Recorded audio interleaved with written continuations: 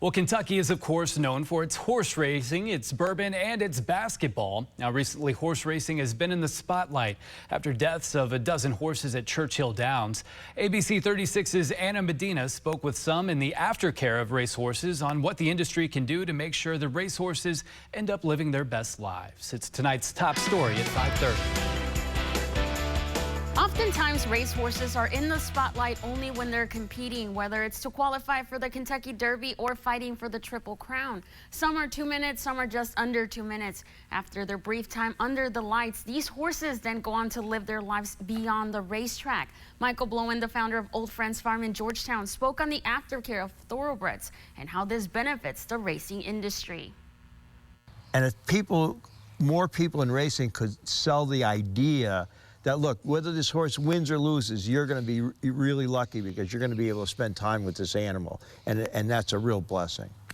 For Michael Blowen, easing thoroughbreds into their new lives after their racing careers are over is a privilege he doesn't take lightly.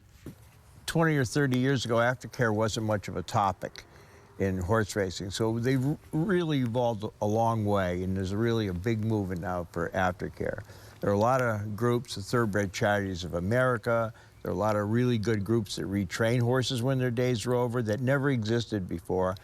Blowen, the founder of Old Friends Farm, says a smooth transition into aftercare should become a top priority in the horse racing industry. If people really, while they were racing, took a real keen interest in saying, you know, this horse is going to last a lot longer than 2 minutes when they're 3 years old and running at Churchill Downs in a great race like the Kentucky Derby. Well, think of it in the longer run and make decisions based on the long-term interest of the horse. As far as caring for horses while they're still racing, Blowen says statistics show racing fatalities are down despite the recent horse deaths at Churchill Downs. And while it's a good sign, there's still more work that needs to be done. Horses have pre-existing conditions.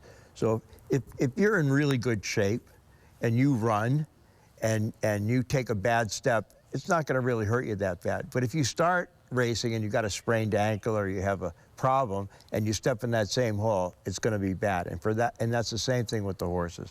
So we just have to do a much better job of making sure that these horses are healthy and prepared enough to race. Also saying that everything they do in the industry needs to be for the well-being of the animal. Well, we can do a lot better of how we handle these horses. And if we start thinking about the horse first and everything else secondary, it might be easier to break down some of these seemingly impossible barriers.